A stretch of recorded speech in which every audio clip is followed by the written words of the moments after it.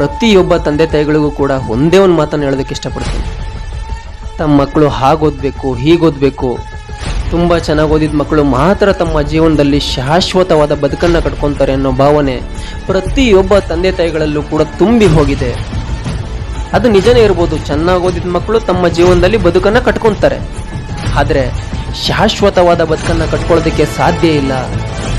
ತಮ್ಮ ಜೀವನದಲ್ಲಿ ಬಿದ್ದು ಎದ್ದು ನಿಂತಹ ಮಕ್ಕಳುಗಳು ಮಾತ್ರ ಶಾಶ್ವತವಾದ ಬದುಕನ್ನು ಕಟ್ಕೊಳ್ಳೋದಕ್ಕೆ ಸಾಧ್ಯ.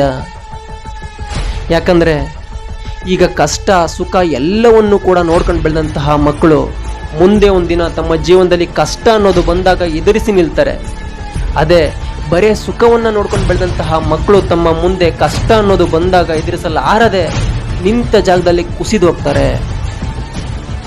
ನಾನು ಅಷ್ಟು ದುಡ್ಡು ಕಟ್ಟಿದ್ದೀನಿ, ಇಷ್ಟು ದುಡ್ಡು ಕಟ್ಟಿದ್ದೀನಿ, ಓದು ಓದು ಓದು ಅನ್ನೋದನ್ನು ಬಿಟ್ಟು ನಮ್ರತೆ, ವಿನಯ, ಹಿರಿಯರ ಮಾತುಗಳನ್ನು ಕೇಳುವಂತಹ ಮನೋಭಾವನೆ ಎಂಬಂತಹ ಗಿಡವನ್ನು ಅವರ ಮನಸ್ಸಲ್ಲಿ ನೆಟ್ಟು ಅವ್ರು ಮಾಡೋ ಒಳ್ಳೆ ಕೆಲಸ ಆಗಲಿ ಕೆಟ್ಟ ಕೆಲಸ ಆಗಲಿ ಎಲ್ಲವನ್ನೂ ಕೂಡ ನಮ್ಮೊಂದಿಗೆ ಹಂಚಿಕೊಳ್ಳುವಂತಹ ಸ್ನೇಹಿತ ಬಾಂಧವ್ಯವನ್ನು ಅವರಲ್ಲಿ ಬೆಳೆಸಿ ಅವರ ಆಸೆಗಳನ್ನು ಗುರುತಿಸಿ ಆ ದಾರಿಯಲ್ಲಿ ಅವರನ್ನು ಕಳಿಸಿ.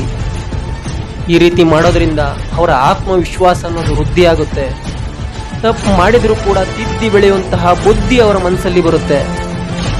ಇನ್ಯಾರೋ ಸಾಮಾನ್ಯ ವ್ಯಕ್ತಿ ಏನೇನೋ ಹೇಳ್ತಾವನೆ ಅನ್ಕೊಂತಾ ಇದ್ದೀರಾ? ನಾನು ಒಬ್ಬ ಸಾಮಾನ್ಯ ವ್ಯಕ್ತಿನೇ ಆಗಿರ್ಬೋದು, ಆದರೆ ಇಲ್ಲಿ ಹೇಳುವಂತಹ ಮಾತುಗಳು ಸಾಮಾನ್ಯ ಅಲ್ಲ, ಅಸಾಮಾನ್ಯ.